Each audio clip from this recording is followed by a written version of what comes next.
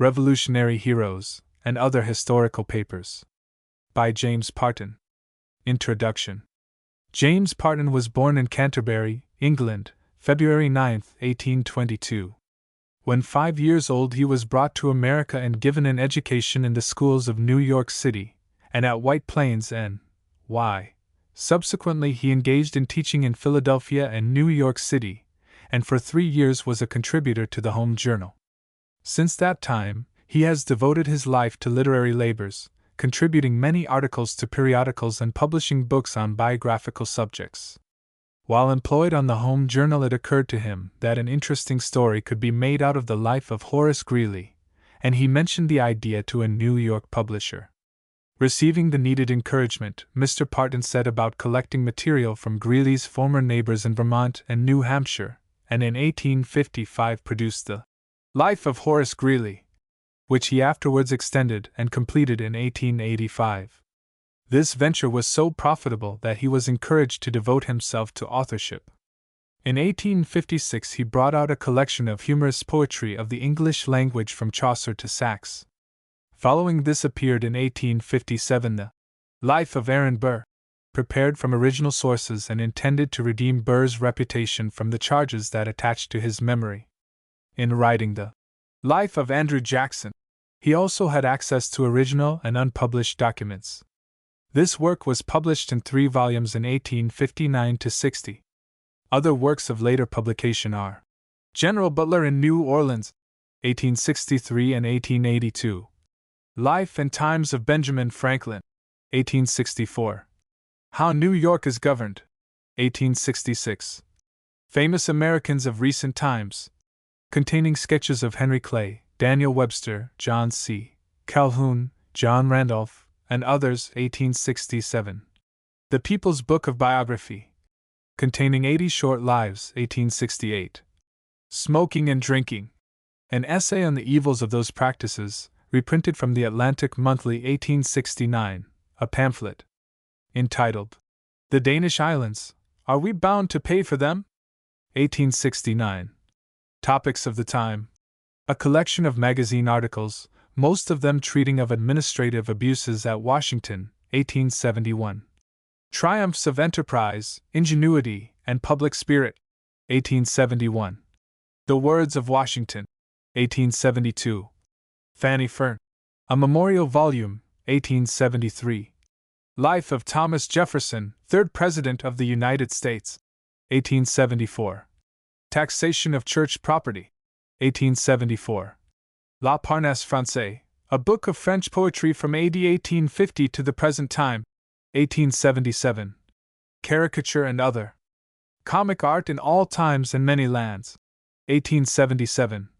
A Life of Voltaire, which was the fruit of several years' labor, 1881. Noted Women of Europe and America, 1883, and Captains of Industry, or Men of Business Who Did Something Besides Making Money, a book for young Americans. In addition to his writing, Mr. Parton has proved a very successful lecturer on literary and political topics.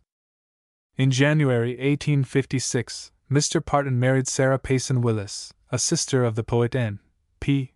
Willis, and herself famous as Fanny Fern, the name of her pen.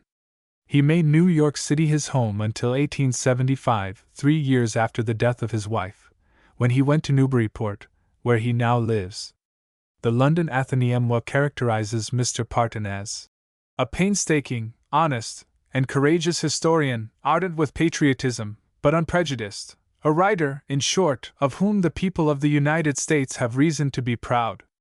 The contents of this book have been selected from among the great number contributed from time to time by Mr. Parton, and are considered as particularly valuable and interesting reading. Revolutionary Heroes. General Joseph Warren. A fiery, vehement, daring spirit was this Joseph Warren, who was a doctor 13 years, a major general 3 days, and a soldier 3 hours. In that part of Boston which is called Roxbury, there is a modern house of stone, on the front of which a passer-by may read the following inscription. On this spot stood the house erected in 1720 by Joseph Warren, of Boston, remarkable for being the birthplace of General Joseph Warren, his grandson, who was killed at the Battle of Bunker Hill, June 17, 1775. There is another inscription on the house which reads thus: John Warren, a distinguished physician and anatomist, was also born here.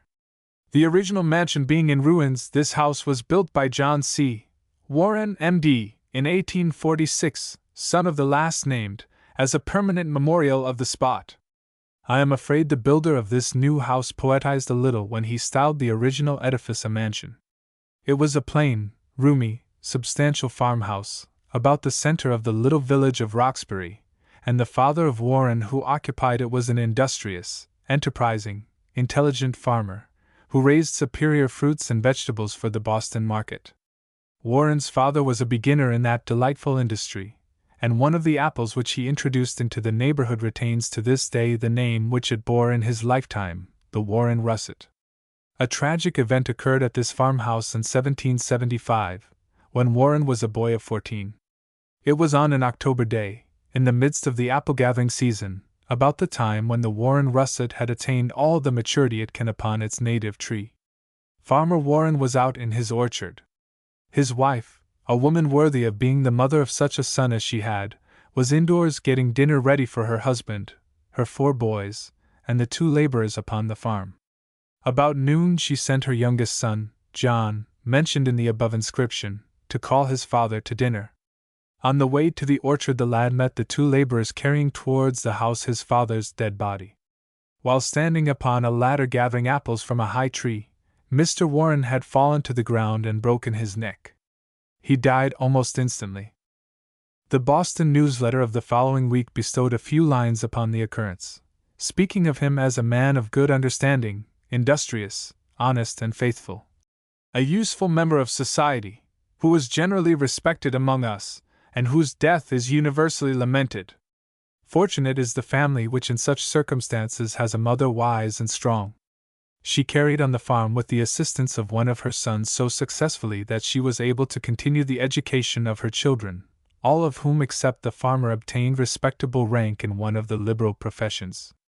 This excellent mother lived in widowhood nearly 50 years, saw Thomas Jefferson President of the United States, and died 1803, aged 93 years, in the old house at home. Until she was past 80 she made with her own hands the pies for Thanksgiving Day, when all her children and grandchildren used to assemble at the spacious old Roxbury house. It was in the very year of his father's death, 1755, that Joseph Warren entered Harvard College, a vigorous, handsome lad of 14, noted even then for his spirit, courage, and resolution. Several of his class one day, in the course of a frolic, in order to exclude him from the fun, barred the door so that he could not force it. Determined to join them, he went to the roof of the house, slid down by the spout, and sprang through the open window into the room. At that moment the spout fell to the ground. "It has served my purpose," said the youth coolly. The records of the college show that he held respectable rank as a student, and as soon as he had graduated, he received an appointment which proves that he was held in high estimation in his native village. We find him at 19 master of the Roxbury Grammar School, at a salary of £44 and 16 shillings per annum, payable to his mother. A receipt for part of this amount, signed by his mother and in her handwriting, is now among the archives of that ancient and famous institution. He taught 1 year, at the end of which he entered the office of a Boston physician, under whom he pursued the usual medical studies and was admitted to practice. The young doctor, tall, handsome, alert, graceful, full of energy and fire, was formed to succeed in such a community as that of Boston. His friends, when he was 23 years of age, had the pleasure of reading in the Boston newspaper the following notice: "Last Thursday evening was married Dr. Joseph Warren, one of the physicians of this town, to Miss Elizabeth Houghton, only daughter of the late Mr. Richard Houghton, merchant, deceased, an accomplished young lady with a handsome fortune." Thus launched in life and gifted as he was, it is not surprising that he should soon have attained a considerable practice. But for one circumstance he would have advanced in his profession even more rapidly than he did. When he had been but a few months married, the Stamp Act was passed, which began the long series of agitating events that ended in severing the colonies from the mother country. The wealthy society of Boston, from the earliest period down to the present hour, has always been on what is called the conservative side in politics, and it was eminently so during the troubles preceding the Revolutionary War. The whole story is told in a remark made by a Boston Tory doctor in those times. "If Warren were not a Whig," said he might soon be independent and ride in his chariot.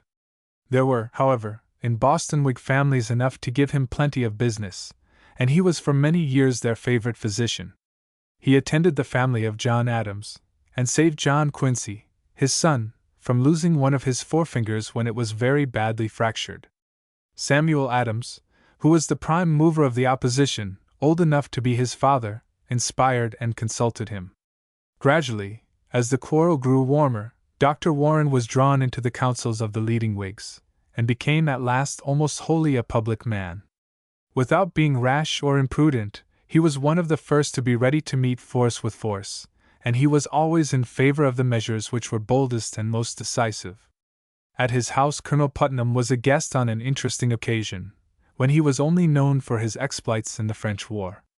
"The old hero, Putnam," says a Boston letter of 1774, "arrived in town on Monday, bringing with him 130 sheep from the little parish of Brooklyn." It was at Dr. Warren's house that the old hero stayed, and thither flocked crowds of people to see him, and talk over the thrilling events of the time. The sheep which he brought with him were to feed the people of Boston, whose business was suspended by the closing of the port. The presence of the British troops in Boston roused all Warren's indignation. Overhearing one day some British officers saying that the Americans would not fight, he said to a friend, "These fellows say we will not fight. By heavens, I hope I shall die up to my knees in their blood." Soon after, as he was passing the public gallows on the neck, he overheard one of a group of officers say in an insulting tone, "Go on, Warren, you will soon come to the gallows." The young doctor turned, walked up to the officers, and said to them quietly, "Which of you uttered those words?" They passed on without giving any reply. He had not long to wait for a proof that his countrymen would fight. April 19, 1775, word was brought to him by a special messenger of the events which had occurred on the village green at Lexington. He called to his assistant, told him to take care of his patients, mounted his horse, and rode toward the scene of action. "Keep up a brave heart," he cried to a friend in passing. "They have begun it. That either party can do, and we will end it. That only one can do." Riding fast, he was soon in the thick of the melee, and kept so close to the point of contact that a British musket ball struck a pin out of his hair close to one of his ears. Wherever the danger was greatest there was Warren, now a soldier joining in the fight, now a surgeon binding up wounds, now a citizen cheering on his fellows. From this day he made up his mind to perform his part in the coming contest as a soldier, not as a physician, nor in any civil capacity, and accordingly on the 14th of June, 1775, the Massachusetts legislature elected him Second Major General of the Massachusetts Army. Before he had received his commission occurred the Battle of Bunker Hill, June 17th. He passed the night previous in public service, for he was president of the Provincial Congress, but on the 17th, when the Congress met at Watertown, the president did not appear. Members knew where he was, for he had told his friends that he meant to take part in the impending movement. It was a burning hot summer's day. After his night of labor, Warren threw himself on his bed, sick from a nervous headache. The booming of the guns summoned him forth, and shortly before the first assault he was on the field ready to serve. "I am here," he said to General Putnam, "only as a volunteer. Tell me where I can be most useful." And to Colonel Prescott he said, "I shall take no command here. I come as a volunteer, with my musket to serve under you." And there he fought during the 3 onsets, cheering the men by his coolness and confidence. He was one of the very last to leave the redoubt. When he had retreated about 60 yards he was recognized by a British officer, who snatched a musket from a soldier and shot him. The bullet entered the back of his head. Warren placed his hands, as if mechanically, to the wound, and fell dead upon the hot and dusty field. The enemy buried him where he fell.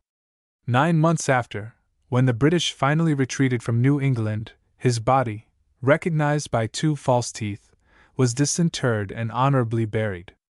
He left 4 children, of whom the eldest was a girl 6 years of age. Congress adopted the eldest son. Among those who contributed most liberally toward the education and support of the other children was Benedict Arnold, who gave $500. A little psalm book found by a British soldier in Warren's pocket on the field is still in possession of one of his descendants. Captain Nathan Hale, the martyr spy. General Washington wanted a man. It was in September 1776, at the city of New York, a few days after the Battle of Long Island.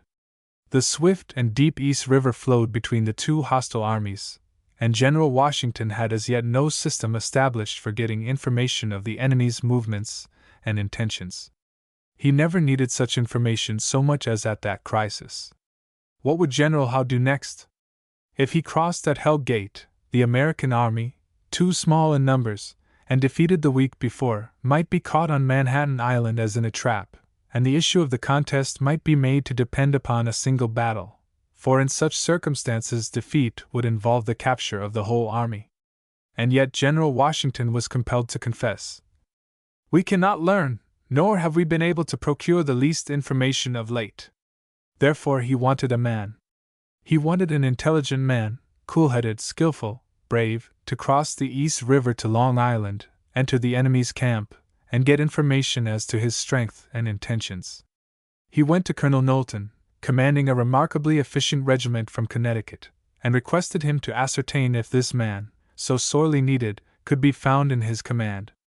Colonel Knowlton called his officers together, stated the wishes of General Washington, and without urging the enterprise upon any individual, left the matter to their reflections. Captain Nathan Hale, a brilliant youth of 21, recently graduated from Yale College, was one of those who reflected upon the subject. He soon reached a conclusion. He was of the very flower of the young men of New England, and one of the best of the younger soldiers of the Patriot Army. He had been educated for the ministry, and his motive in adopting for a time the profession of arms was purely patriotic. This we know from the familiar records of his life at the time when the call to arms was first heard. In addition to his other gifts and graces, he was handsome, vigorous, and athletic, all in an extraordinary degree. If he had lived in our day, he might have pulled the stroke oar at New London, or pitched for the College Nine. The officers were conversing in a group. No one had as yet spoken the decisive word. Colonel Knowlton appealed to a French sergeant, an old soldier of former wars, and asked him to volunteer. "No, no," said he. "I am ready to fight the British at any place and time, but I do not feel willing to go among them to be hung up like a dog." Captain Hale joined the group of officers. He said to Colonel Knowlton, "I will undertake it." Some of his best friends remonstrated. One of them, afterwards the famous General William Hull, then a captain in Washington's army, has recorded Hale's reply to his own attempt to dissuade him. "I think," said Hale, "I owe to my country the accomplishment of an object so important. I am fully sensible of the consequences of discovery and capture in such a situation. But for a year I have been attached to the army, and have not rendered any material service, while receiving a compensation for which I make no return. I wish to be useful, and every kind of service necessary for the public good becomes honorable by being necessary." He spoke, as General Hull remembered, with earnestness and decision, as one who had considered the matter well, and had made up his mind. Having received his instructions, he traveled 50 miles along the Sound as far as Norwalk in Connecticut. One who saw him there made a very wise remark upon him, to the effect that he was too good-looking to go as a spy. He could not deceive. Some scrubby fellow ought to have gone. At Norwalk he assumed the disguise of a Dutch schoolmaster, putting on a suit of plain brown clothes, and a round, broad-brimmed hat. He had no difficulty in crossing the Sound, since he bore an order from General Washington which placed at his disposal all the vessels belonging to Congress. For several days everything appears to have gone well with him, and there is reason to believe that he passed through the entire British army without detection, or even exciting suspicion. Finding the British had crossed to New York, he followed them. He made his way back to Long Island, and nearly reached the point opposite Norwalk where he had originally landed. Rendered perhaps too bold by success, he went into a well-known and popular tavern, entered into conversation with the guests, and made himself very agreeable. The tradition is that he made himself too agreeable. A man present, suspecting or knowing that he was not the character he had assumed, quietly left the room, communicated his suspicions to the captain of a British ship anchored near, who dispatched a boat's crew to capture and bring on board the agreeable stranger. His true character was immediately revealed. Drawings of some of the British works, with notes in Latin, were found hidden in the soles of his shoes. Nor did he attempt to deceive his captors, and the English captain, lamenting as he said that so fine a fellow had fallen into his power, sent him to New York in one of his boats, and with him the fatal proofs that he was a spy. September 21st was the day on which he reached New York, the day of the great fire which laid 1/3 of the little city in ashes. From the time of his departure from General Washington's camp to that of his return to New York was about 14 days. He was taken to General Howe's headquarters at the Beekman Mansion, on the East River, near the corner of the present 51st Street and 1st Avenue. It is a strange coincidence that this house to which he was brought to be tried as a spy was the very one from which Major Andre departed when he went to West Point. Tradition says that Captain Hale was examined in a greenhouse which then stood in the garden of the Beekman Mansion. Short was his trial, for he avowed at once his true character. The British general signed an order to his provost marshal directing him to receive into his custody the prisoner convicted as a spy, and to see him hanged by the neck tomorrow morning at daybreak. Terrible things are reported of the manner in which this noble prisoner, this admirable gentleman and hero, was treated by his jailer and executioner. There are savages in every large army, and it is possible that this provost marshal was one of them. It is said that he refused him writing materials, and afterwards, when Captain Hale had been furnished them by others, destroyed before his face his last letters to his mother and to the young lady to whom he was engaged to be married. As those letters were never received, this statement may be true. The other alleged horrors of the execution it is safe to disregard, because we know that it was conducted in the usual form and in the presence of many spectators and a considerable body of troops. One fact shines out from the distracting confusion of that morning, which will be cherished to the latest posterity as a precious ingot of the moral treasure of the American people. When asked if he had anything to say, Captain Hale replied, "I only regret that I have but one life to lose for my country." The scene of his execution was probably an old graveyard in Chambers Street, which was then called Barak Street. General Howe formally notified General Washington of his execution. In recent years, through the industry of investigators, the pathos and sublimity of these events have been in part revealed. In 1887, a bronze statue of the young hero was unveiled in the State House at Hartford. Mr. Charles Dudley Warner delivered a beautiful address suitable to the occasion, and Governor Lounsbury worthily accepted the statue on behalf of the state. It is greatly to be regretted that our knowledge of this noble martyr is so slight, but we know enough to be sure that he merits the veneration of his countrymen. General Washington's other spies. The reader would scarcely expect at this late day to get new light upon the military character of General Washington. But in truth, scarcely a month passes in which some of our busy historical students do not add to our knowledge of him. Recently, Mr. H.P. Johnston published in the Magazine of American History some curious documents, hitherto unknown, exhibiting Washington's methods of procuring intelligence of the movements of the British Army. Like a true general, he knew from the first all the importance of correct and prompt information. How necessary this is known to every one who remembers vividly the late war, particularly the first few months of it, before there was any good system of employing spies. Some terrible disasters could have been avoided if our generals had obtained better information of the opposing army's position, temper, and resources. An attentive study of the dispatches of Napoleon Bonaparte will show the importance which he attached to intelligence of this kind. He kept near him at headquarters an officer of rank who had nothing to do but to procure, record, and arrange all the military news which could be gleaned from newspapers, correspondence, and spies. The name of every regiment, detachment, and corps in the enemy's service was written upon a card. For the reception of these cards he had a case made with compartments and pigeonholes. Every time a movement was reported, the cards were shifted to correspond, so that he could know at a glance, when the cards were spread out upon a table, just how the troops of the enemy were distributed or massed. Every few days, the officer in charge had to send the emperor a list of the changes which had taken place. This important matter was entrusted to a person who knew the languages of the different nations engaged in the war.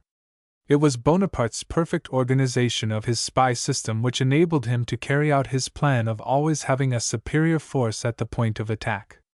These two were the great secrets of his tactical system, namely, to have the best information and the most men at the decisive moment. Bonaparte was a trained soldier, but when Washington took command of the army in July 1775, he had had very little experience of actual warfare. That little, however, was precisely of the kind to prove the value of correct information. For the want of it, he had seen General Braddock lead an army into the jaws of destruction, and he may have still possessed in some closet of Mount Vernon the coat with 4 bullet holes in it which he had himself worn on that occasion. There are no warriors so skillful either at getting or concealing information as Indians, and all his experience hitherto had been in the Indian country, and with warlike methods of an Indian character. Hence it is not surprising to discover that the first important act which he performed at Cambridge was to engage a person to go into the city of Boston for the purpose of procuring intelligence of the enemy's movements and designs. An entry in his private notebook shows that he paid this unknown individual $333.33 in advance. A person who serves as a spy takes his life in his hand. It is a curious fact of human nature that nothing so surely reconciles a man to risking his life as a handsome sum in cash. General Washington, being perfectly aware of this fact, generally contrived to have a sum of what he called hard money at headquarters all through the war. Spies do not readily take to paper money. There are no greenbackers among them. In the letters of General Washington we find a great many requests to Congress for a kind of money that would pass current anywhere, and suffer no deterioration at the bottom of a river in a freshet. He preferred gold as being the most portable. He wrote in 1778 from White Plains, "I have always found a difficulty in procuring intelligence by the means of paper money, and I perceive that it increases." It continued to increase, until, I suppose, an offer of $1 million in paper would not have induced a spy to enter the enemy's lines. In fact, the general himself says as much. In acknowledging the receipt of 500 guineas for the Secret Service, he says that for want of a little gold he had been obliged to dispense with the services of some of his informers, and adds, "In some cases no consideration in paper money has been found sufficient to effect even an engagement to procure intelligence, and where it has been otherwise, the terms of service on account of the depreciation have been high, if not exorbitant." The time was not distant when paper money ceased to have any value, and Governor Jefferson of Virginia paid his whole salary for a year, £1,000, for a second-hand side saddle. During the later years of the war, the city of New York was the chief source of information concerning the designs and movements of the enemy. General Washington, as early as 1778, had always 2 or 3 correspondents there upon whose information he could rely if only they could send it out to him. Sometimes, when his ordinary correspondence failed him, he would send in a spy disguised as a farmer driving a small load of provisions, and who would bring out some family supplies, as tea, sugar, and calico, the better to conceal his real object. Often the spy was a farmer, and sometimes quite illiterate. As it was unsafe for him to have any written paper upon his person, he was required to learn by heart the precise message which he was to deliver in the city, as also the information which he received from the resident correspondent. The messenger frequently entered the city in the disguise of a peddler, a fact which suggested to Horace Greeley, when he was a printer's apprentice in Vermont, the idea of a story which he called The Peddler Spy of the Revolution. I once had in my hand a considerable package of his manuscript of this tale, but even as a boy he wrote so bad a hand that I could not read much of it. It is possible that this manuscript still exists. These methods of procuring intelligence in New York were all abused by real peddlers, who, when they were caught selling contraband goods to the enemy, pretended to be spies, and so escaped the penalty. At length the general chiefly depended upon 2 persons, one called Culper Sr., and the other, Culper Jr., who may have been father and son, but whose real names and qualities have never been disclosed. General Washington's secrecy was perfect. His most confidential officers, except one or two who had to be in the secret, never knew enough of these men to be able to designate them afterwards. When Benedict Arnold fled to New York after his treason, the American spies there were panic-stricken, as they very naturally concluded that Arnold must have been acquainted with their names and residences. General Washington was able to assure them that such was not the fact, and it is even probable that only one individual besides himself knew who they were. This was Major Benjamin Talmadge, a native of Long Island, who frequently received the dispatches from New York and forwarded them to headquarters.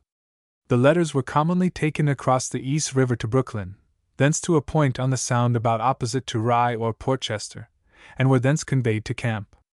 The dispatches from the culprits were generally written in invisible ink, which was made legible by wetting the paper with another liquid. It was a matter of no small difficulty to keep the spies in New York supplied with the two fluids, and also with the guineas which were requisite for their maintenance. At first the spies wrote their letters on a blank sheet of paper, but that would never do. General Washington wrote, "This circumstance alone is sufficient to raise suspicions. A much better way is to write a letter in the Tory style, with some mixture of family matters, and between the lines and on the remaining part of the sheet, communicate with the stain, the invisible ink, the intended intelligence." The culprits served faithfully to the end of the war, and finally had the happiness of sending to the general the glorious news that the British army, the fleet, and the Tories were all evidently preparing to depart from the city, which they had held for 7 years. Who were these adroit and faithful culprits? The secret seems to have died with Washington and Talmadge. An historic Christmas night. Christmas Day, at night, 1 hour before day, is the time fixed upon for our attempt upon Trenton. In this confused way, December 23, 1776, General Washington wrote from his camp, near Trenton Falls, to Colonel Reed, who was posted at Bristol, a few miles further down the Delaware, guarding an important ford.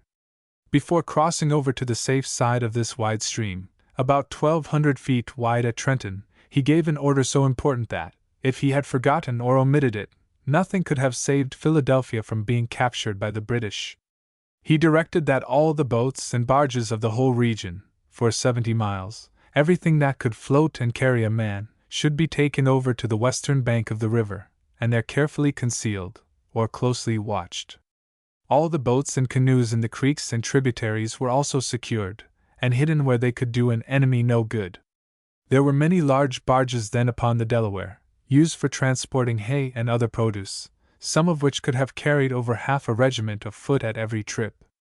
All of these were hidden or guarded, and as soon as General Washington had got his own little army over, he posted a guard at every ford, and kept trustworthy men going up and down the river, to see that the boats were safe.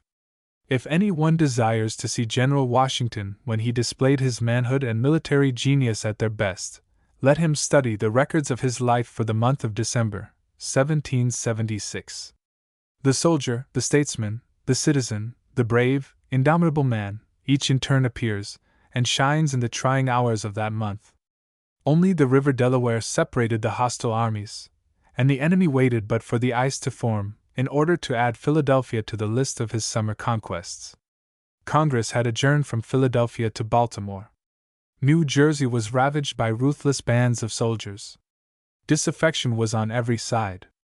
The winter, prematurely cold, threatened to make an ice bridge over the stream in 10 days, and within about the same time the terms of most of General Washington's troops would expire, and he might be left without even the semblance of an army. Dire necessity, as he said, compelled a movement of some kind. Christmas had come. It was a cold, freezing day. There was already a large amount of ice floating by, and heaped up along the shore, in many places rendering access to the water impossible, and in all places difficult. About 4 o'clock in the afternoon, the troops were drawn up in parade before their camp at Trenton Falls. They were about 2,400 in number. Every man carried 3 days' cooked rations, and an ample supply of heavy ammunition. Few of the soldiers were adequately clothed, and their shoes were in such bad condition that Major Wilkinson, who rode behind them to the landing place, reports that the snow on the ground was tinged here and there with blood. The cold was increasing. The ice was forming rapidly. The wind was high, and there were signs of a snowstorm. Boats were in readiness, and about sunset the troops began to cross. The passage was attended with such difficulties as would have deterred men less resolute. The current of the river was exceedingly swift, the cold intense, and although it was the night of a full moon, the thick snow clouds made the night dark. Colonel Knox, afterward General Knox of the Artillery and Secretary of War, rendered efficient service on this occasion. Soldiers from Yankee Marblehead manned many of the boats, and lent the aid of their practiced skill and wiry muscle. Every man worked with a will, and yet it was 3 o'clock in the morning before the troops were all over. It was 4 o'clock before they were formed in 2 bodies and began to march, one division close along the river, and the other on a parallel road, some little distance in the country. It had been snowing nearly all night, and about the time when the troops were set in motion the storm increased, the wind rose, and hail was mingled with the snow. The storm blew in the faces of the men, and they had 9 miles to go before reaching Trenton, where 1,400 of the Hessian troops were posted under Colonel Rall. Soon after, it was whispered about among the men that the fuses of the best muskets were wet, and could not be discharged. Upon this being reported to General Sullivan, he glanced around at Captain St. Clair and asked, "What is to be done?" "You have nothing for it," replied St. Clair, "but to push on and charge." The gallant Stark of Vermont was in command of the advance guard, and perhaps near him marched the father of Daniel Webster.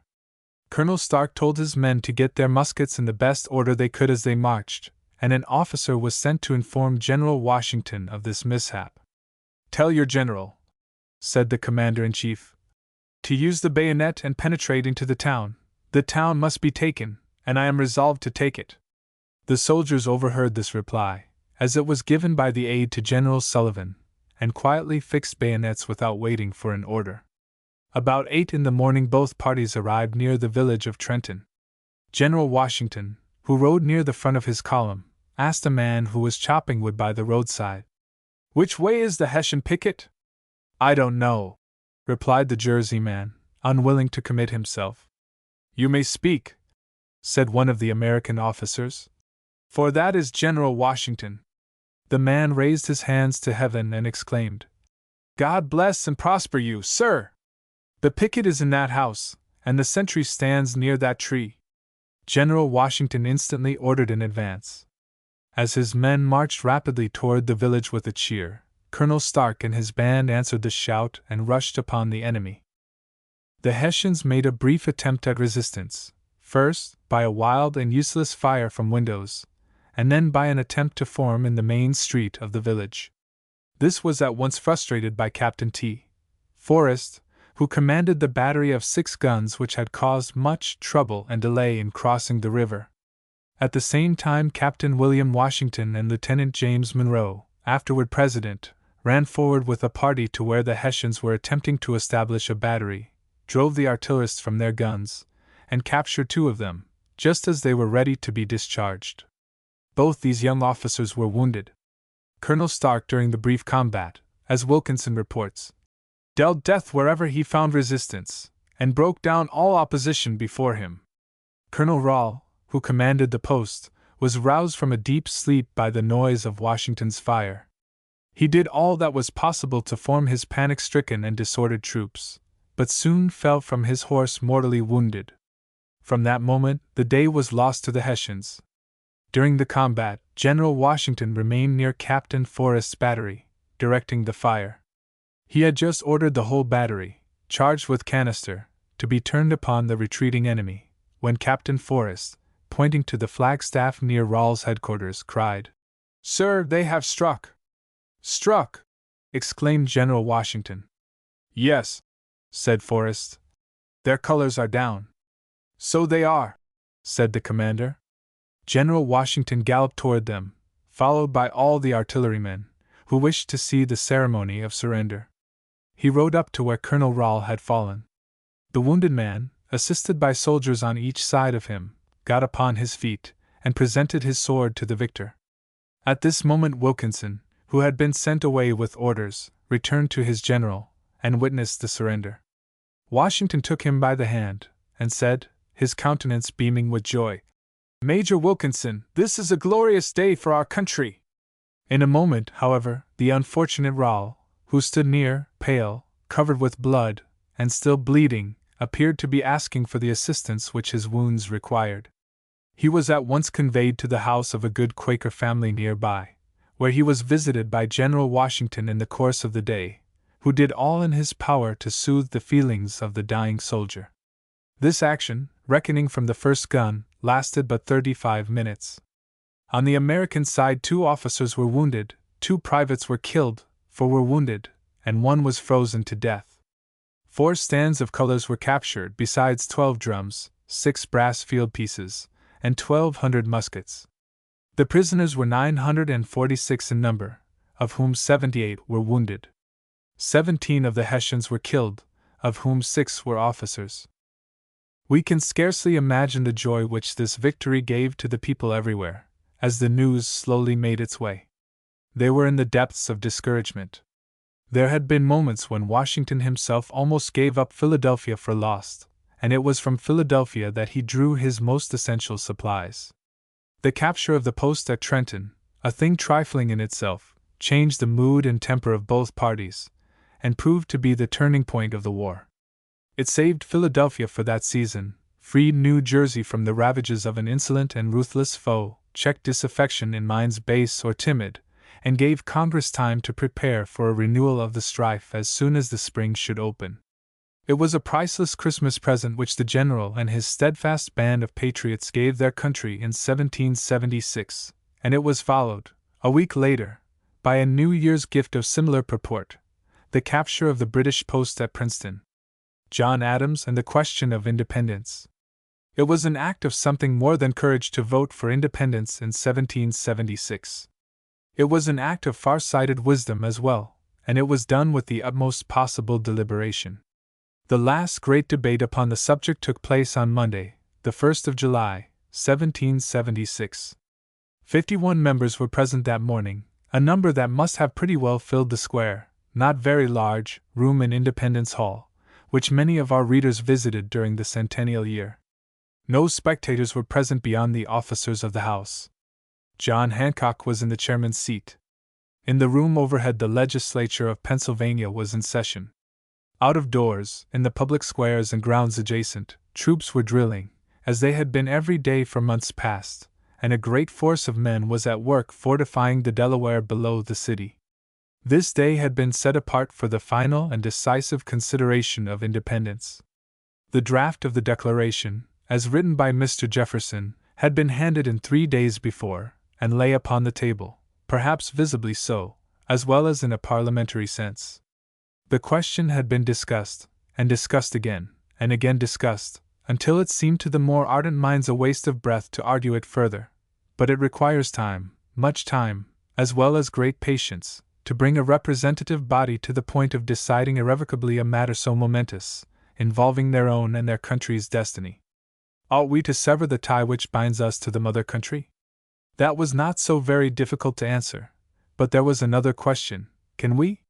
Britain is mighty, and what are we? 13 colonies of farmers, with little money, no allies, no saltpetre even, and all the Indians open to British gold and British rum. Then there was another question: will the people at home sustain us? At 9 o'clock President Hancock rapped to order. The first business was the reading of letters addressed to the Congress, which had arrived since the adjournment on Saturday. One of these, from General Washington in New York, contained news calculated to alarm all but the most stalwart spirits. Canada quite lost to the cause, Arnold's army in full, though orderly, retreat from that province, a powerful British fleet just arriving in New York harbor, 3 or 4 ships drifting in daily, and now 45 sail all at once signaled from Sandy Hook. Some say more, added General Washington, and I suppose the whole fleet will be in within a day or 2. The whole fleet. As if these were not enough, and in truth, the number soon reached 120, with thousands of redcoats in them abundantly supplied with every requisite. Washington's own army numbered on that day 7,754 men, of whom, as he reported, 800 had no guns at all, 1,400 had bad guns, and half the infantry no bayonets. Add to this 53 British ships just arrived at Charleston, with General Clinton's expedition on board. We must bear this news in mind in order to appreciate what followed in Congress that day. When General Washington's letter had been read, the House went into committee of the whole to take into consideration the question of independence. The boldest man upon that floor could not avoid feeling that the crisis was serious and the issue doubtful. As if to deepen this impression, there soon rose to address the House John Dickinson, of Pennsylvania, a good man and a patriot, an able speaker and better writer, but rich, not of robust health, and conservative almost to timidity. From the first, while opposing the arbitrary measures of the king, he had been equally opposed to a declaration of independence, and today, refreshed by the rest of Sunday, and feeling that it was now or never with his party, he spoke with all the force and solemnity of which he was capable. "I value," said he, "the love of my country as I ought, but I value my country more, and I desire this illustrious assembly to witness the integrity, if not the policy, of my conduct. The first campaign will be decisive of the controversy. The declaration will not strengthen us by one man, or by the least supply, while it may expose our soldiers to additional cruelties and outrages.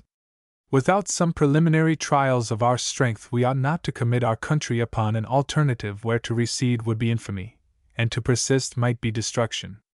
In this strain he spoke long, urging all the reasons for delay which an ingenious mind could devise, and clothing his argument with the charm of a fine literary style. He ceased. There was a pause. No one seemed willing to break the silence, until it began to be embarrassing, and then painful. Many eyes were turned toward John Adams, who for 18 months had been the chief spokesman of the party for independence. He had advocated the measure before Thomas Paine had written Common Sense, and when it had not one influential friend in Philadelphia. Early in the previous year, when it first became known by the accidental publicity of a letter that he favored the Declaration of Independence, the solid men of Philadelphia shunned him as if he had had the leprosy. "I walked the streets of Philadelphia," he once wrote, "in solitude borne down by the weight of care and unpopularity," and Dr. Rush mentions that he saw him thus walking the streets alone, an object of nearly universal scorn and detestation. But he was on the gaining side. The cruel burning of Falmouth on the coast of Maine weaned New England from the mother country, and the burning of Norfolk completed the same office for Virginia. Today he stood with a majority of the people behind him. Today he spoke the sentiments of his country. Today he uttered the words which every man on the floor but John Dickinson wished to hear uttered. Yet he did not immediately rise, for he wished someone else, someone less committed to independence than he was, to take the lead in that day's debate. At length, however, since every one else hung back, he got upon his feet to answer Mr. Dickinson. The speech which he delivered on this occasion was deemed by those who heard it the most powerful effort of his life, though he had made no special preparation for it beforehand. He had thought of the subject from his college days, and had never ceased to regard the independence of his country as only a question of time. During his professional life, it had been the frequent theme of his reflections, and he was perfectly familiar with every phase of it. "This is the first time in my life," said he, "that I have ever wished for the talents and eloquence of the ancient orators of Greece and Rome, for I am very sure that none of them ever had before him a question of more importance to his country and to the world. They would, probably, upon less occasions than this, have begun by solemn invocations to their divinities for assistance. But the question before me appears so simple that I have confidence enough in the plain understanding and common sense that have been given me to believe that I can answer, to the satisfaction of the House, all the arguments which have been produced, notwithstanding the abilities which have been displayed and the eloquence with which they have been enforced." Proceeding then to the discussion of the question, he dwelt strongly upon the point that, as the colonies had gone too far to recede, as they had already been put outside of British law, the Declaration of Independence could not possibly make their condition worse, but would give them some obvious and solid advantages. Now, they were rebels against their king, and could not negotiate on equal terms with a sovereign power. The moment they declared independence, they would be themselves a sovereignty. The measure, he contended, would be as prudent as it was just. It would help them in many ways and hinder them in no way. We have no report of this celebrated oration, and can only gather its purport from allusions scattered here and there in the letters of those who heard it.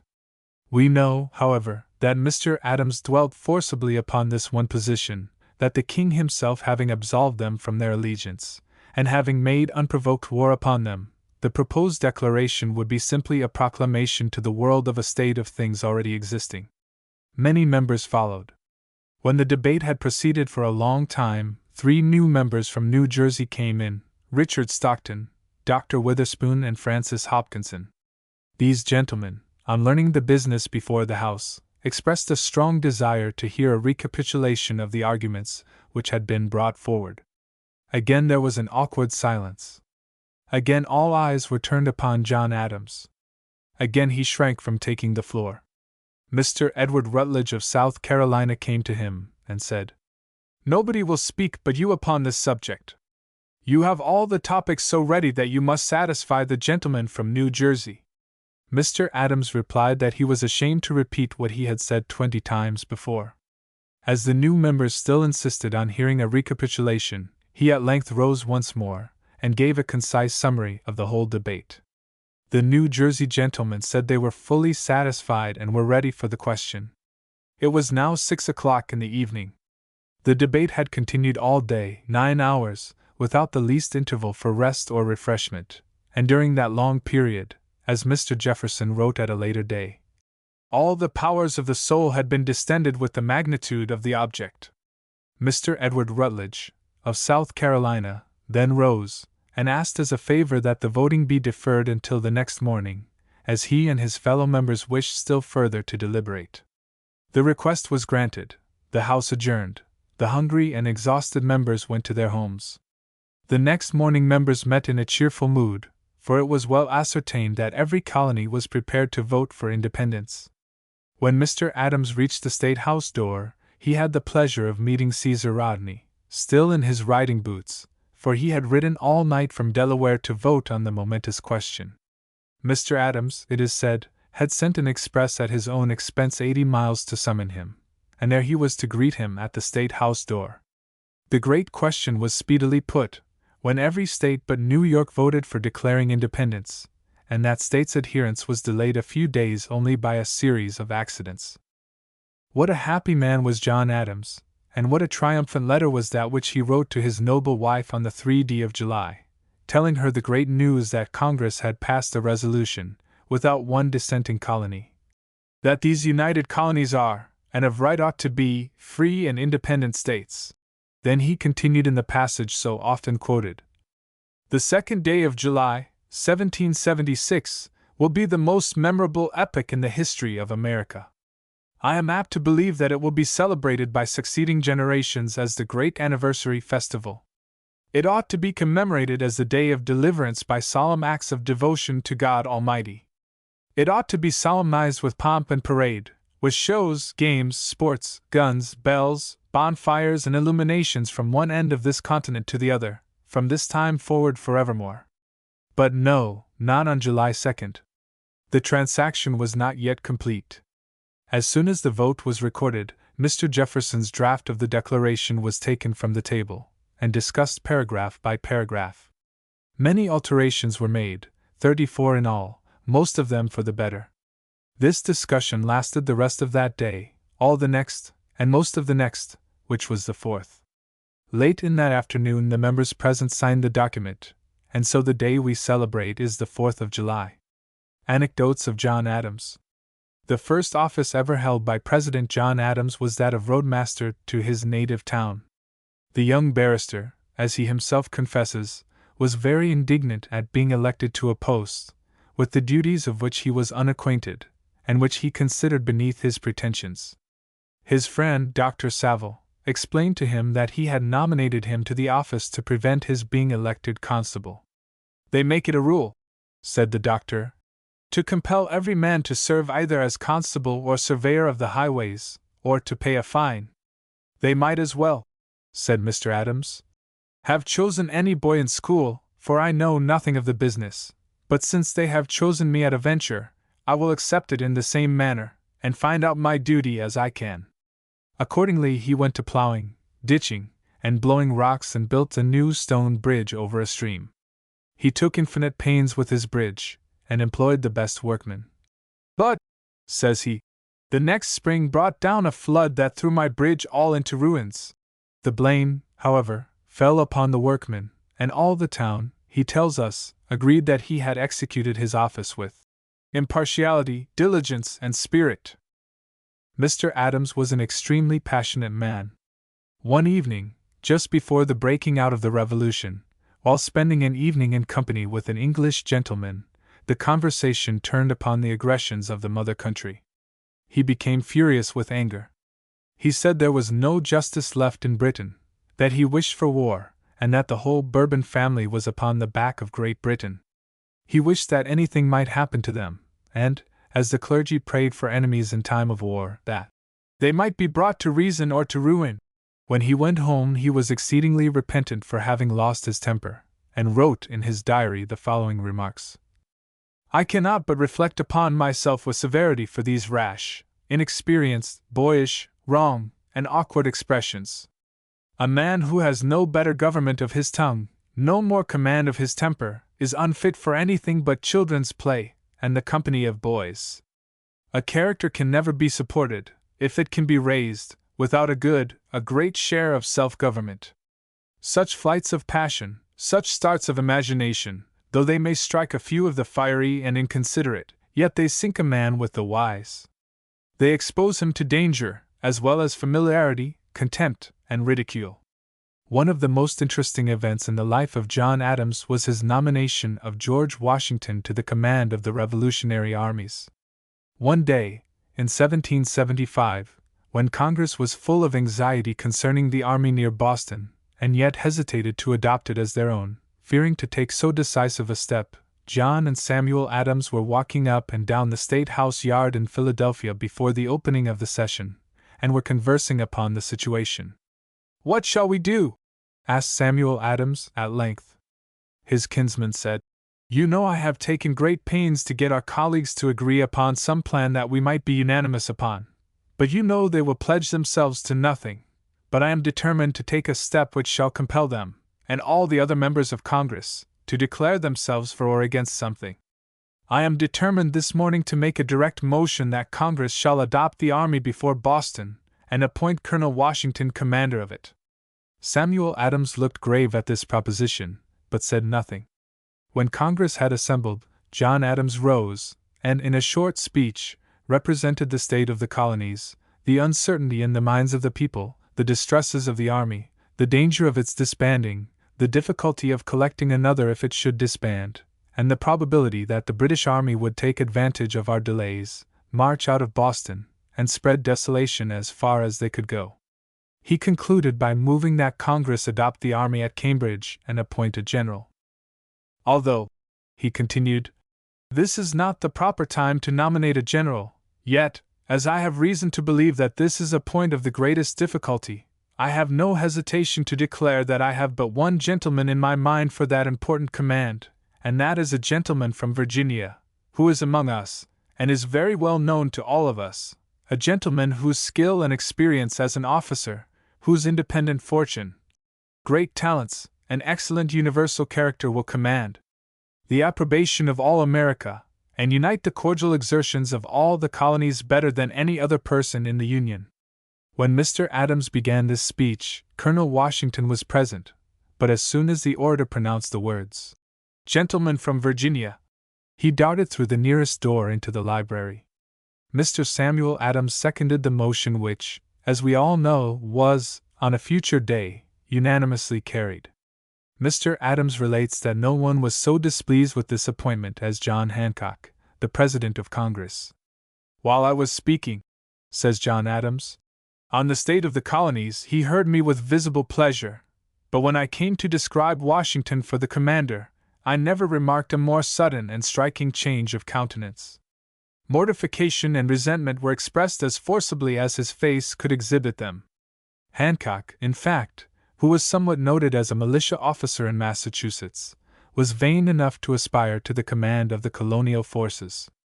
They had a fashion, during the Revolutionary War, John Adams tells us, of turning pictures of George III upside down in the houses of patriots.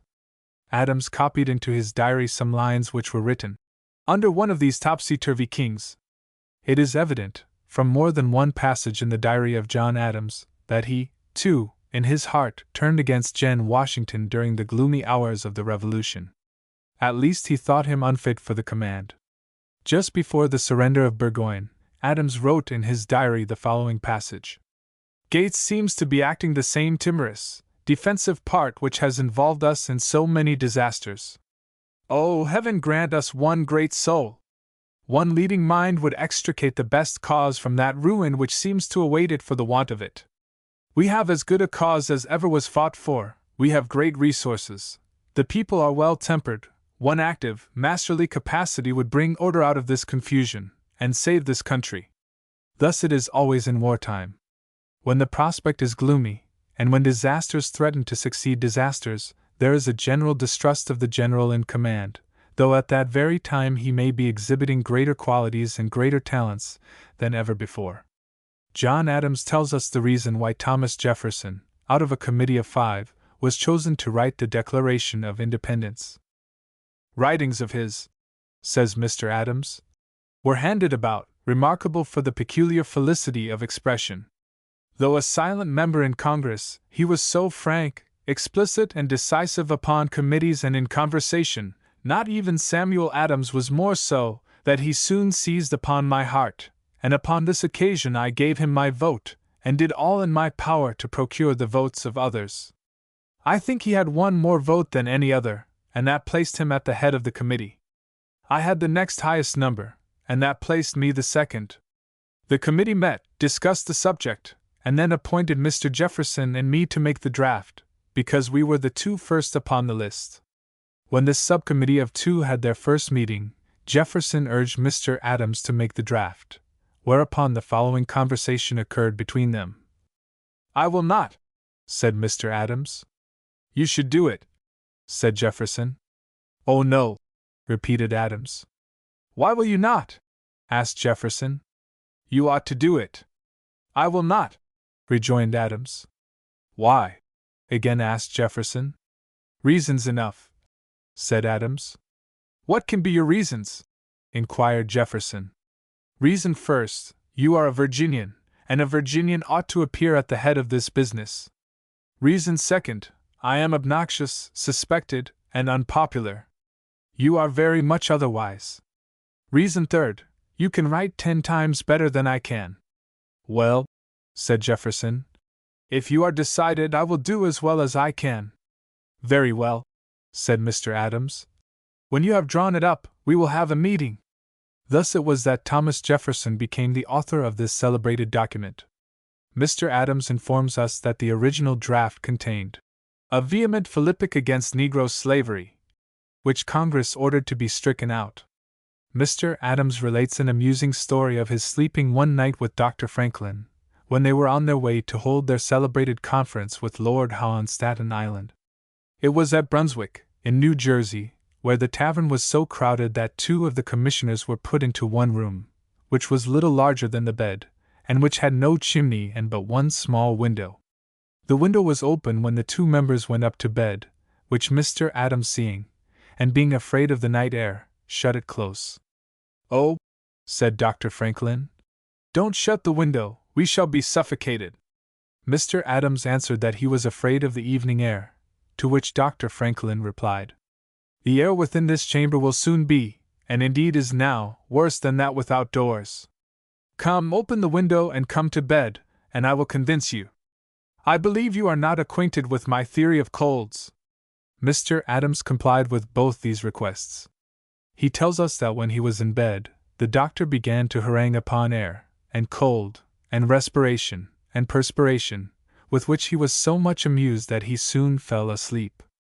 It does not appear that any ill consequences followed from their breathing during the night the pure air of heaven. The writing and signing of the Declaration of Independence.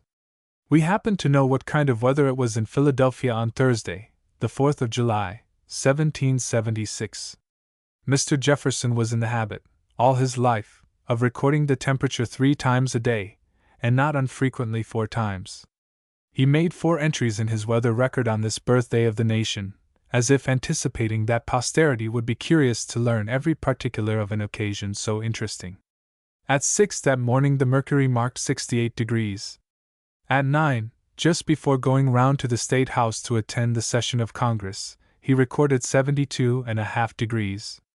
At 1, while he was at home during the recess for dinner, he found the mercury at 76.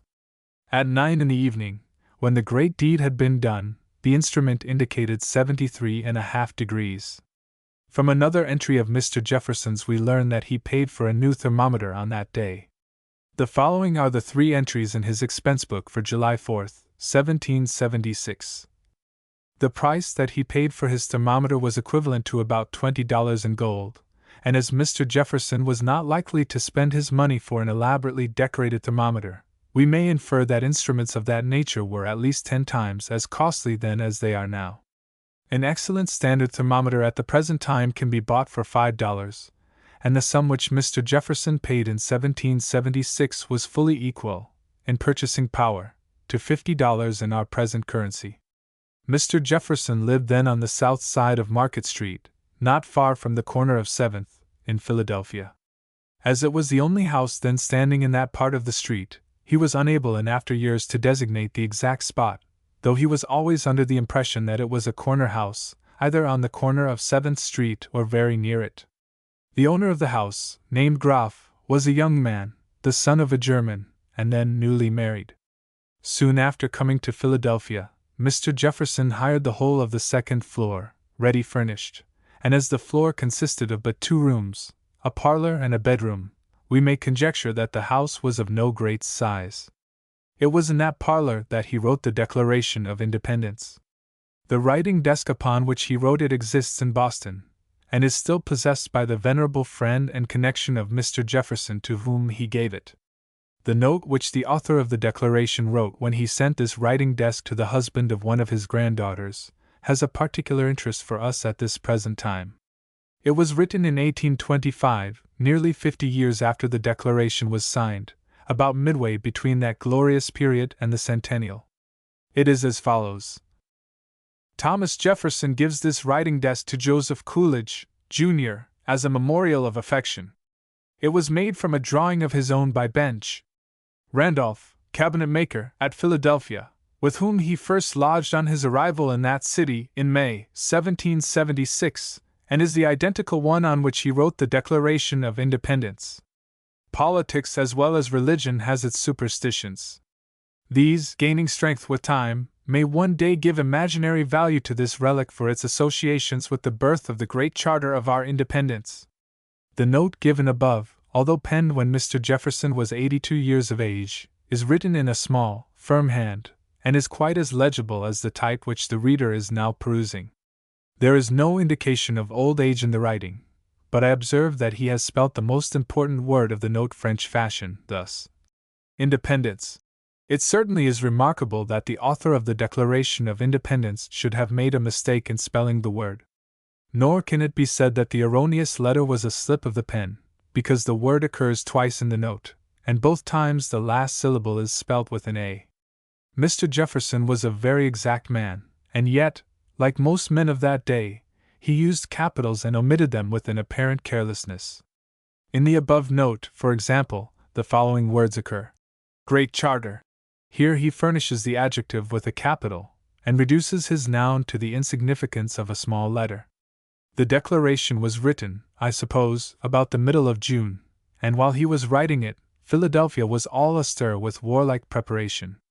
Seldom has a peaceful city, a city of Quakers and brotherly love, undergone such a transformation as Philadelphia did in a few months. As Mr. Jefferson sat at his little desk composing the Declaration, with the windows open at that warm season, he must have heard the troops drilling in Independence Square. Twice a day they were out drilling, to the number of 2,000 men, and more. Perhaps he was looking out of the window on the 11th of June, the very day after the appointment of the committee to draw up the Declaration, when the question of independence was voted upon by the whole body of Philadelphia volunteers, and they all voted for independence except 29 men, 4 officers and 25 privates. One of these objectors made a scene upon the parade. He was so much opposed to the proceeding that he would not put the question to his company. This refusal, said the newspaper of that week, gave great umbrage to the men, one of whom replied to him in a genteel and spirited manner. Besides this morning and afternoon drill in the public squares of the town, preparations were going forward to close the river against the ascent of a hostile fleet. Dr. Franklin, as I have related, had 20 or 30 rogue galleys in readiness, which were out on the river practicing every day, watched by approving groups on the shore. Men were at work on the forts 5 miles below the city, where, also, Dr. Franklin was arranging his 3 rows of iron-barbed beams in the channel, which were called chevaux de frise. In a letter of that day, written to Captain Richard Varick of New York, I find these French words spelt thus: Chevaux de frises. Committees were going about Philadelphia during this spring buying lead from house to house at 6 pence a pound, taking even the lead clockweights and giving iron ones in exchange. So destitute was the army of powder and ball that Dr. Franklin seriously proposed arming some regiments with javelins and crossbows. Mr. Jefferson was ready with his draft in time to present it to Congress on the 1st of July, but it was on the 2nd, as I conjecture, that the great debate occurred upon it, when the timid men again put forward the argument that the country was not yet ripe for so decisive a measure. Mr. Dickinson, of Pennsylvania, a true patriot, but a most timorous and conservative gentleman, who had opposed independence from the beginning, delivered a long and eloquent speech against the measure. The author of the Declaration used to relate after dinner to his guests at Monticello that the conclusion of the business was hastened by a ridiculous cause. Near the hall was a livery stable, from which swarms of flies came in at the open windows, and attacked the trouserless legs of members, who wore the silk stockings of the period. Lashing the flies with their handkerchiefs, they became at length unable to bear a longer delay, and the decisive vote was taken. On the Monday following, in the presence of a great crowd of people assembled in Independence Square, it was read by Captain Ezekiel Hopkins, the first Commodore of the American Navy, then just home from a cruise, during which he had captured 80 cannon, a large quantity of ammunition and stores, and 2 British vessels. He was selected to read the Declaration from the remarkable power of his voice. 7 weeks later, the Declaration was engrossed upon parchment, which was signed by the members, and which now hangs in the Patent Office at Washington. Robert Morris, the financier of the Revolution.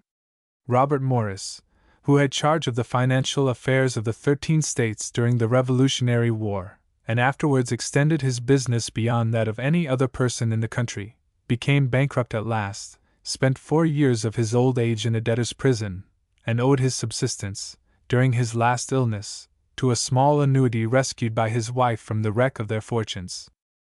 Morris was English by birth, a native of Lancashire, where he lived until he was 13 years of age. Emigrating to Philadelphia in 1747, he was placed in the counting house of one of the leading merchants, with whose son he entered into partnership before he had completed his 21st year. This young firm, Willing, Morris and Company, embarked boldly and ably in commerce, until at the beginning of the Revolution it was the wealthiest commercial firm in the colonies south of New England, and only surpassed in New England by 2. When the contention arose between the mother country and the colonies, his interest was to take the side of the mother country. But he sided with the colonies, to the great detriment of his private business. He served in Congress during nearly the whole of the war, and was almost constantly employed in a struggle with the financial difficulties of the situation. I do not see how the Revolution could have been maintained unless some such person could have been found to undertake the finances. When all other resources gave out, he never refused to employ his private resources, as well as the immense, unquestioned credit of his firm, in aid of the cause. On several occasions he borrowed money for the use of the government, pledging all his estate for the repayment. In 1780, aided by the powerful pen of Thomas Paine, he established a bank through which 3 million rations were provided for the army. Fortunately, he was reputed to be much richer than he was, and thus he was several times enabled to furnish an amount of assistance far beyond the resources of any private individual then living in America. His greatest achievement was in assisting General Washington in 1781 to transport his army to Virginia, and to maintain it there during the operations against Lord Cornwallis. In the spring of that year the Revolution appeared to be all but exhausted. The treasury was not merely empty, but there was a floating debt upon it of 2.5 millions, and the soldiers were clamorous for their pay. The Superintendent of Finance rose to the occasion. He issued his own notes to the amount of $1,400,000 by which the army was supplied with provisions and the campaign carried on to the middle of August. Then General Washington, in confidence, revealed to Robert Morris his intention to transport his army to Virginia. To effect this operation the general required all the light vessels of the Delaware and Chesapeake, 600 barrels of provisions for the march, a vast supply in Virginia, 500 guineas in gold for secret service, and a month's pay in silver for the army. When this information reached the superintendent he was already at his wits' end, and really supposed that he had exhausted every resource.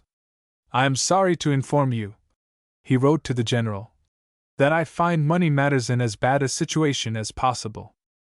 And he mentions in his diary of the same date that, during a recent visit to camp, he had had with him 150 guineas. But so many officers came to him with claims upon the government, that he thought it best to satisfy none, and brought the money home again. After unheard of exertions, he contrived to get together provisions and vessels for the transportation.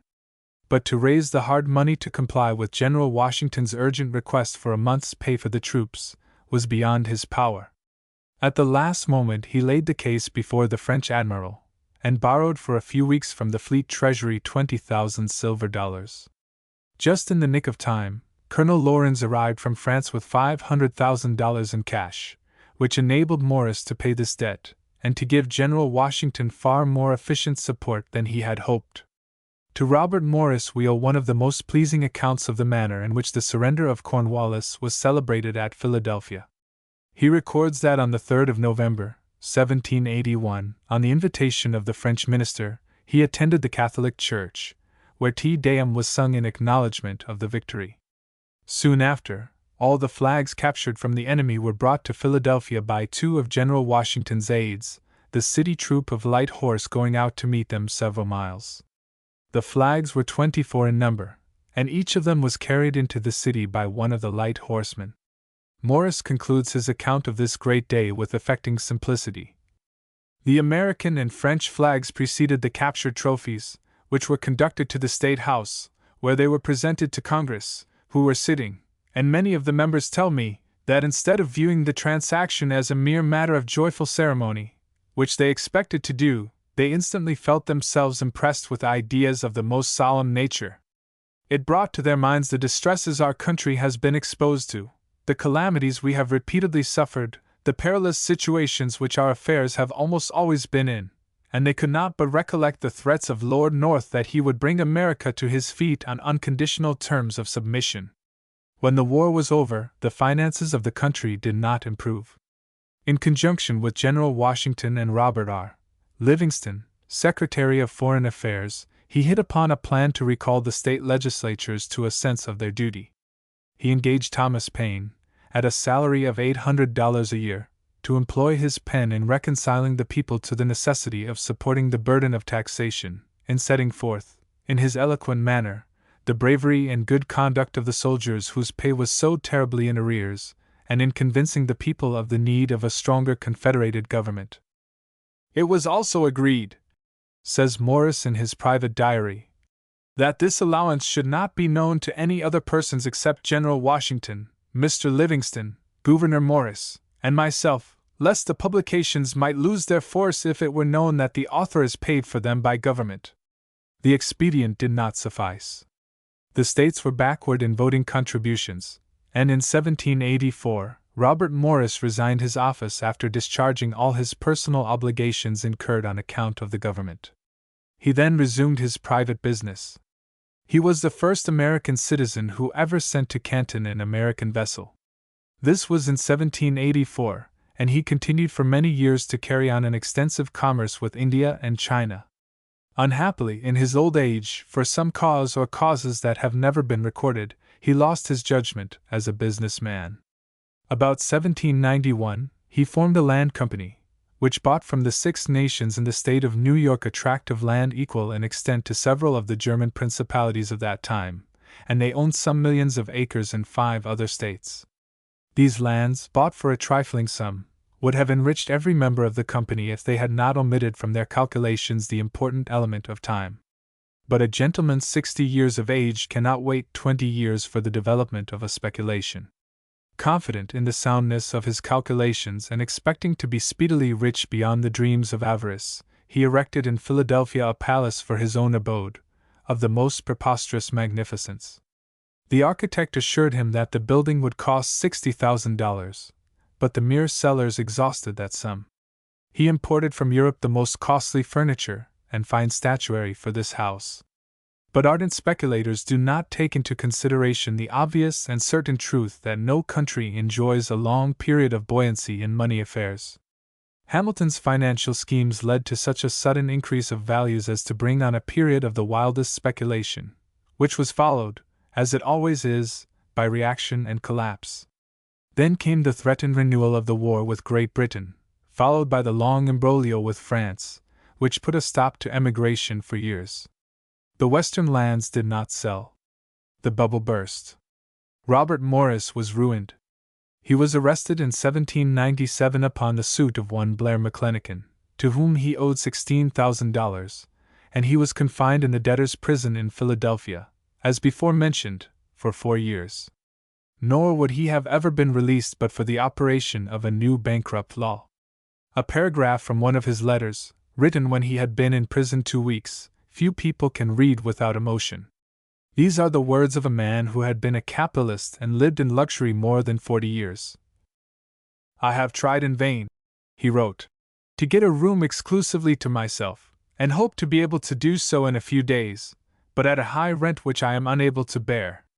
Then I may set up a bed in it, and have a chair or 2 and a table, and so be made comfortable. Now I am very uncomfortable, for I have no particular place allotted me. I feel like an intruder everywhere, sleeping in other people's beds, and sitting in other people's rooms. I am writing on other people's paper with other people's ink. The pen is my own. That and the clothes I wear are all that I can claim as mine here." Released in 1802, he lived with his wife in a small house on the outskirts of the city, where he died in 1806 aged 72. It was often proposed in Congress to appropriate some of the money belonging to the industrious and frugal people of the United States to pay the debts of this rash speculator, and many writers since have censured the government for not doing something for his relief. The simple and sufficient answer is, that Congress has no constitutional power to apply the people's money to any such purpose. The government holds the public treasure in trust. It is a trustee, not a proprietor. It can spend public money only for purposes which the Constitution specifies, and among these specified purposes, we do not find the relief of land speculators who build gorgeous palaces on credit. John Jay, the first Chief Justice. It was the tyranny of Louis XIV, King of France, that drove the ancestor of John Jay to America. Pierre Jay, 200 years ago, was a rich merchant in the French city of Rochelle. He was a Protestant, one of those worthy Frenchmen whom the revocation of the Edict of Nantes expelled from the country of which they were the most valuable inhabitants. In 1685, the Protestant church which he attended at Rochelle was demolished, and dragoons were quartered in the houses of its members.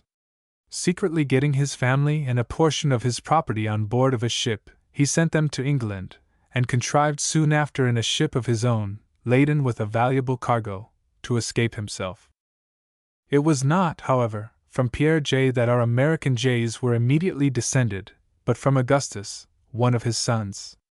It so happened that Augustus Jay, at the time of his father's flight, was absent from France on a mercantile mission to Africa, and he was astonished on returning to Rochelle to find himself without home or family. Nor was he free from the danger of arrest unless he changed his religion. Assisted by some friends, he took passage in a ship bound to Charleston in South Carolina, which he reached in safety about the year 1686. Finding the climate of South Carolina injurious to his health, he removed to New York, near which there was a whole village of refugees from his native city, which they had named New Rochelle, a village which has since grown to a considerable town, with which all New Yorkers are acquainted. His first employment here was that of supercargo, which he continued to exercise for several years, and in which he attained a moderate prosperity. In 1697 Augustus J. married Anne Maria Bayard, the daughter of a distinguished Dutch family, who assisted him into business, and greatly promoted his fortunes. The only son of this marriage was Peter J., who, in his turn, married Mary Van Cortlandt, the child of another of the leading Dutch families of the city. This Peter J. had 10 children, of whom John, the subject of this article, was the 8th, born in New York in 1745. In him were therefore united the vivacious blood of France with the solid qualities of the Dutch, and accordingly, we find in him something of the liveliness of the French along with a great deal of Dutch prudence and caution. After graduating from King's College, now Columbia, John Jay became a law student in the city of New York, in the office of Benjamin Kissam, still a well-known New York name. An anecdote related of this period reveals the French side of his character. He asked his father to allow him to keep a saddle horse in the city, a request with which the prudent father hesitated to comply. "Horses," said he, "are not very good companions for a young man, and John, why do you want a horse?" "That I may have the means, sir," adroitly replied the son, "of visiting you frequently." The father was vanquished, gave him a horse, and was rewarded by receiving a visit from his son at his country house in Rye, 25 miles from the city, every other week. Another anecdote betrays the Frenchman. Soon after his admission to the bar, being opposed in a suit to Mr. Kissam, his preceptor, he somewhat puzzled and embarrassed that gentleman in the course of his argument. Alluding to this, Mr. Kissam pleasantly said, "I see, your honor, that I have brought up a bird to pick out my own eyes." "Oh, no," instantly replied Mr. J. "Not to pick out, but to open your eyes." Inheriting a large estate, and being allied either by marriage or by blood with most of the powerful families of the province, and being himself a man of good talents and most respectable character, he made rapid advance in his profession, and gained a high place in the esteem and confidence of his fellow citizens, so that when the first Congress met at Philadelphia, in 1774, John Jay was one of those who represented in it the colony of New York. He was then 29 years of age, and was, perhaps, the youngest member of the body, every individual of which he outlived. Some of the best written papers of that session were of his composition. It was he who wrote that memorable address to the people of Great Britain, in which the wrongs of the colonists were expressed with so much eloquence, conciseness, and power. He left his lodgings in Philadelphia, it is said, and shut himself up in a room in a tavern to secure himself from interruption, and there penned the address which was the foundation of his political fortunes. At an early period of the Revolution he was appointed minister to Spain, where he struggled with more persistence than success to induce a timid and dilatory government to render some substantial aid to his country.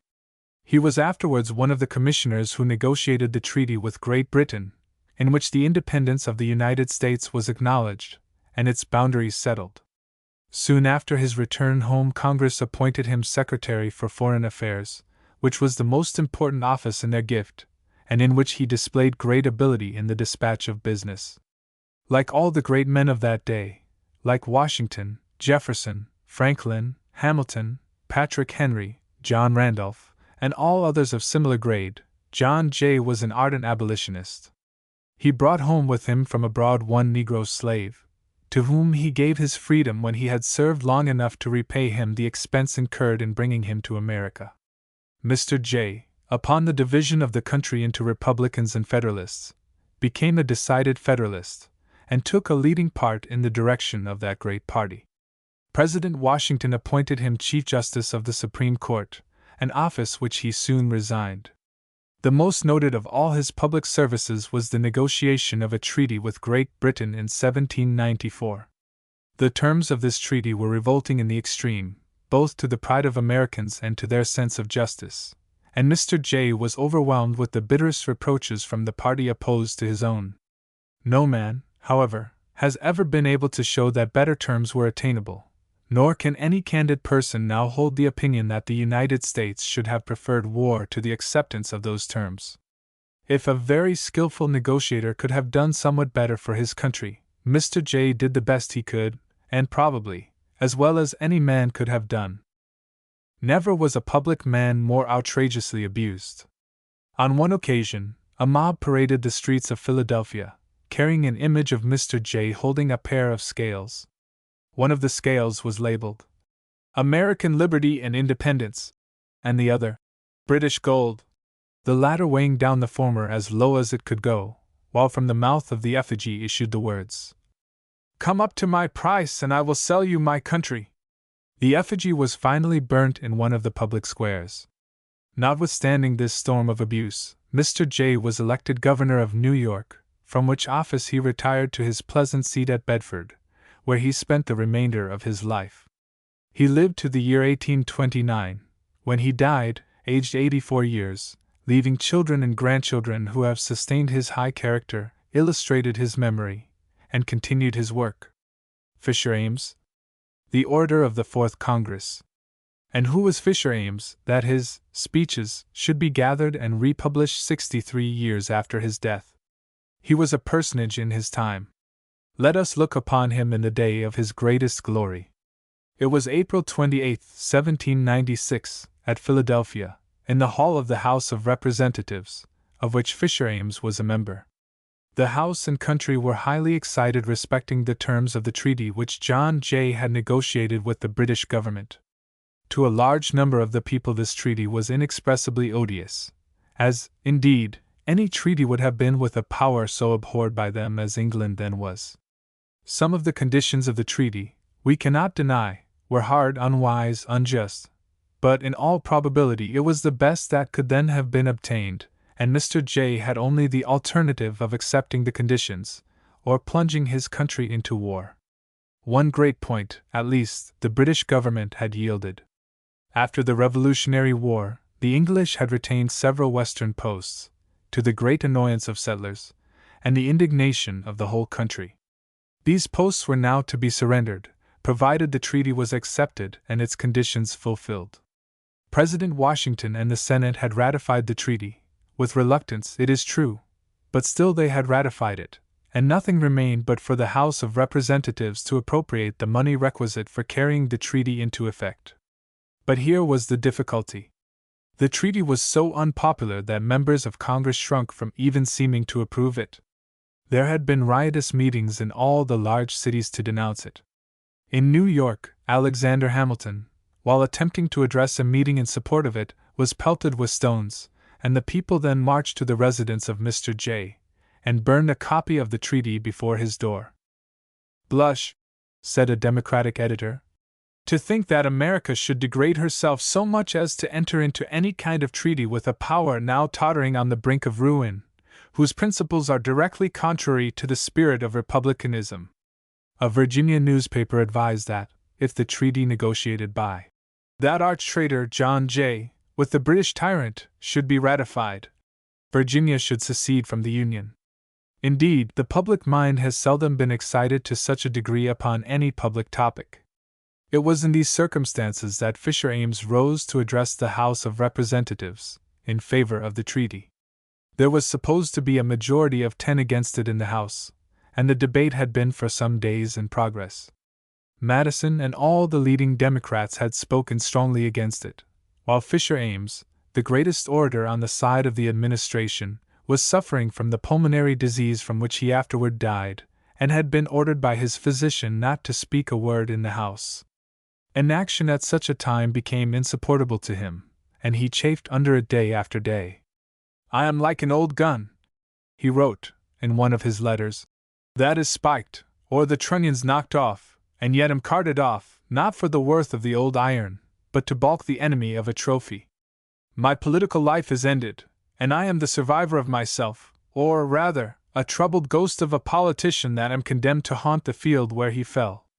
But as the debate went on, he could no longer endure to remain silent.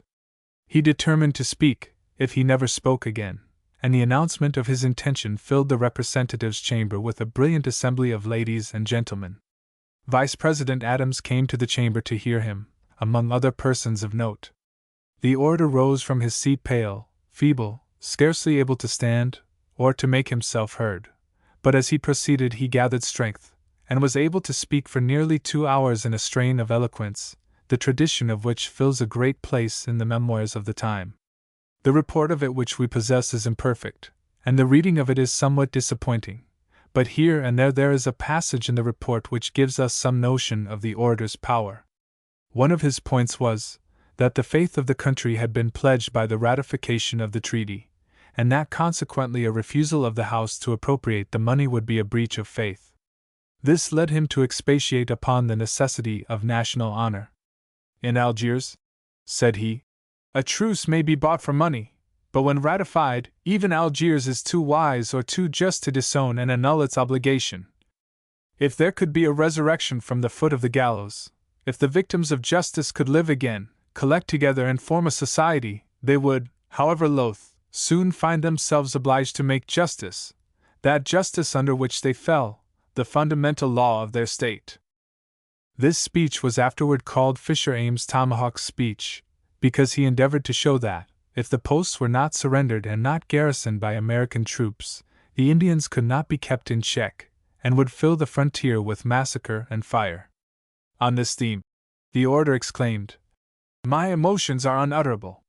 If I could find words for them, if my powers bore any proportion to my zeal, I would swell my voice to such a note of remonstrance, it should reach every log house beyond the mountains. I would say to the inhabitants, wake from your false security. Your cruel dangers, your more cruel apprehensions, are soon to be renewed. The wounds yet unhealed are to be torn open again. In the daytime your path through the woods will be ambushed. The darkness of midnight will glitter with the blaze of your dwellings. You are a father, the blood of your sons shall fatten your cornfields. You are a mother, the war whoop shall wake the sleep of the cradle." He continued in this strain for some time, occasionally blazing into a simile that delighted every hearer with its brilliancy, while flashing a vivid light upon the subject, and I only wish the space at my command permitted further extracts. The conclusion of the speech recalled attention to the orator's feeble condition of health, which the vigor of his speech might have made his hearers forget. "I have, perhaps," said he, "as little personal interest in the event as any one here. There is, I believe, no member who will not think his chance to be a witness of the consequences greater than mine. If, however, the vote should pass to reject, and a spirit should arise, as it will, with the public disorders, to make confusion worse confounded, even I, slender and almost broken as my hold upon life is, may outlive the government and constitution of my country." With these words the orator resumed his seat. The great assembly seemed spellbound, and some seconds elapsed before the buzz of conversation was heard. John Adams turned to a friend, Judge Iredell, who happened to sit next to him, as if looking for sympathy in his own intense admiration. "My God!" exclaimed the judge. "How great he is! How great he has been!" "Noble!" said the vice president. "Bless my stars!" resumed Judge Iredell. "I never heard anything so great since I was born." "Divine!" exclaimed Adams. And thus they went on with their interjections, while tears glistened in their eyes. Mr. Adams records that tears enough were shed on the occasion. "Not a dry eye in the house," he says, "except some of the jackasses who had occasioned the oratory. The ladies wished his soul had a better body." After many days' further debate, the House voted the money by a considerable majority, a large number of Democrats voting with the administration. Fisher Ames was not so near his death as he supposed, for he lived 12 years after the delivery of this speech, so slow was the progress of his disease. He outlived Washington and Hamilton, and delivered eloquent addresses in commemoration of both. The great misfortune of his life was that very ill health to which he alluded in his speech. This tinged his mind with gloom, and caused him to anticipate the future of his country with morbid apprehension. When Jefferson was elected president in 1800, he thought the ruin of his country was sure, and spoke of the chains which Jefferson had forged for the people. When Hamilton died, in 1804, he declared that his soul stiffened with despair, and he compared the fallen statesman to Hercules treacherously slain in the midst of his unfinished labors, leaving the world overrun with monsters. He was one of the most honest and patriotic of men, but he had little faith in the truths upon which the Constitution of his country was founded. He died at his birthplace, Dedham, Massachusetts, on the 4th of July, 1808, in the 51st year of his age. His father had been the physician of that place for many years, a man of great skill in his profession, and gifted with a vigorous mind. Dr. Ames died when his son was only 6 years of age, and it cost the boy a severe and long struggle to work his way through college to the profession of the law, and to public life. If he had had a body equal to his mind, he would have been one of the greatest men New England ever produced. The Pinckneys of South Carolina. In the political writings of Washington's day, we frequently meet with the name of Pinckney, and, as there were several persons of that name in public life, readers of history are often at a loss to distinguish between them. This confusion is the more troublesome, because they were all of the same family and state, and their career also had a strong family likeness. The founder of this family in America was Thomas Pinckney, who emigrated to South Carolina in the year 1692. He possessed a large fortune, and built in Charleston a stately mansion, which is still standing, unless it was demolished during the late war. A curious anecdote is related of this original Pinckney, which is about all that is now known of him. Standing at the window of his house one day, with his wife at his side, he noticed a stream of passengers walking up the street, who had just landed from a vessel that day arrived from the West Indies.